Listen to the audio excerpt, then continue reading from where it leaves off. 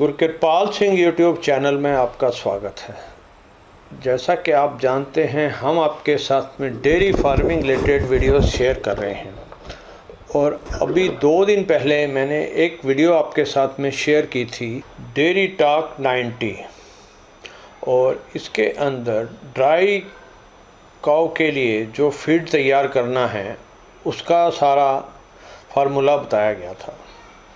और लोगों के कमेंट्स में ये पता लगा कि इसको किस जानवर को कितना डालना है वो क्लियर किया जाए। देखिए, जो एचएफ और जर्सी गाय के लिए ये मेन फार्मूला है और ये जो है उनके साइज़ के हिसाब से लगभग ये 4 किलो रोज़ से लेके 8 किलो तक रोज़ डाला जा सकता है।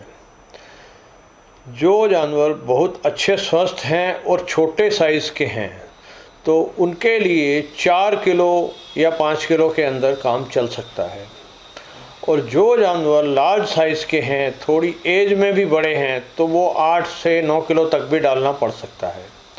ये उसकी सिचुएशन पर डिपेंड करेगा कि उसकी बॉडी उसकी किस टाइप की है और उस हिसाब से उस तय किया जाएगा। और कुछ लोगों ने पूछा है कि ये देसी गाय जो हमारी साहिवाल, गिर या दूसरी गायों को भी डाला जा सकता है। बिल्कुल डाला जा सकता है, इसमें कोई डालने में कोई परेशानी वाली बात नहीं है। और क्योंकि जो देसी गाय है उसका ड्राई पीरियड कुछ 2 महीने से ज़्यादा होता है आम तौर पे जो देखा गया है, तो इसलिए उनकी जो है बॉडी काफ़ी मज़बूत होती है और उसको कम डालना पड़ेगा। वो 2-3 किलो या 4 किलो तक डालने के अंदर काफ़ी अच्छी सर्वाइव कर सकती है। सेम हिसाब ही भैंस का रहेगा। जो मुर्रा भैंस है या जाफराबादी भैंस है, किसी को भी ये चीज़ डाली जा सकती है, इसमें कोई परेशानी नहीं है। तो दर्शकों, आज जो है हम आगे बात करेंगे, इसी टॉपिक को आगे बढ़ाएंगे कि काफ़ी नए लोगों के मेरे पास में कमेंट्स में आ रहे हैं, फ़ोन भी आए हैं जो कि रिटायर्ड फ़ौज से रिटायर्ड हुए हैं या कि अभी लॉकडाउन के अंदर कईयों की सर्विस वगैरह छूट गई है और पुराने टाइम से वो गाय और भैंस से प्रेम रखते हैं, गांव के रहने वाले हैं, तो वो भी इस वक्त गाय भैंस रखने के मूड में हैं, यानी कि स्मॉल डेयरी करने के मूड में हैं। तो इसके लिए कुछ चीज़ों का उनको ध्यान रखना बहुत ज़रूरी है, जो कि गाय और भैंस को रखने में काफ़ी परेशानियां आती हैं। एक सबसे बड़ी परेशानी आती है कि जहाँ भी गाय और भैंस रखी जाती है वो जगह में स्मेल अजीब सी आती है। उसकी जो बदबू भी लोग बोलते हैं कि इस बदबू के अंदर नहीं रहा जा सकता है। पहले उनको इस चीज़ का करना है कि इन चीज़ों से उनको एलर्जी नहीं होनी चाहिए, कि कोई भी अगर कोई इस टाइप की कोई स्मेल वगैरह से परेशानी नहीं होनी चाहिए। अब ये है कि किस जगह पे करना है और कैसे करना है। तो ये जिस जगह पे दूध की कीमत पूरी मिल सके, यानी कि अच्छी रेट के अंदर दूध बिक सके। अगर हो सकता है कि सरकारी डेयरी वगैरह की रेट वारा नहीं खाती है तो उसको डायरेक्ट रिटेल में बेचना पड़ सकता है। तो जो डेयरी की जगह वो ऐसी जगह हो जहाँ पे या उसके नज़दीक 2-4 किलोमीटर में उसका दूध का पूरा रेट मिल सकता हो।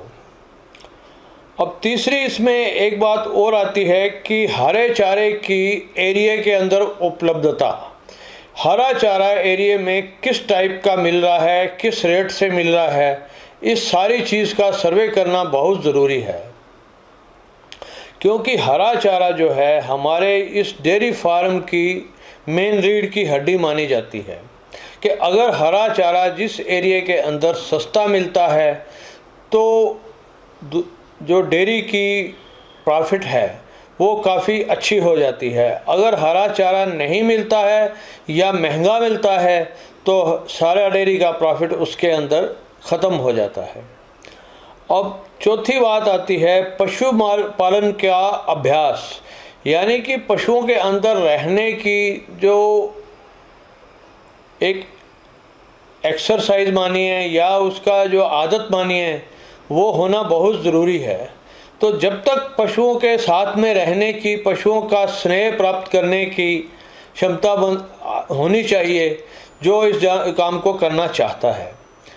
क्योंकि कई बार ऐसा देखा गया है कि लोग कहते हैं कि ये जो है लोग ये काम तो सर्वेंट करेंगे, ये करेगा वो करेगा। अगर आप खुद उसके से एलर्जी करेंगे तो सर्वेंट भी आपको उतना अच्छा रिज़ल्ट नहीं दे पाएगा जितना कि आप खुद साथ में लगते हैं तो रिज़ल्ट आपको मिलेगा।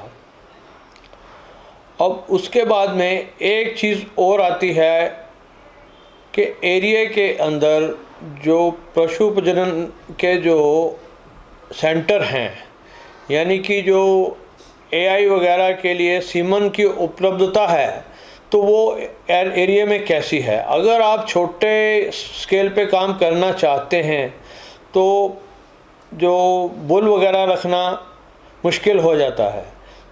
और दूसरी बात यह है कि आज की तारीख के अंदर अगर आपको प्रोग्रेस करनी है तो जो एआई ही कामयाब है। तो एआई के हिसाब से एरिया के अंदर जो डॉक्टरों की टीम है जिन्होंने एआई करनी है, उनकी प्रैक्टिस कैसी है, इस बात पे भी डेयरी का भविष्य बहुत कुछ डिपेंड करता है। कई एरिया में ऐसा कि देखा गया है कि जो एआई करने वाले हैं वो 10 या 20 दिन का कोर्स करके स्टार्ट हो जाते हैं और उनके रिज़ल्ट अच्छे नहीं आ पाते हैं।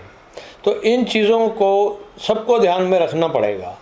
तो दर्शकों, आज के लिए इतना ही। जो दर्शक चैनल पर नए हैं तो उनसे रिक्वेस्ट है कि चैनल को सब्सक्राइब करें और पास लगा घंटी का बटन ज़रूर दबाएं।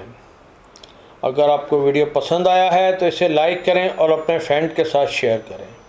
धन्यवाद।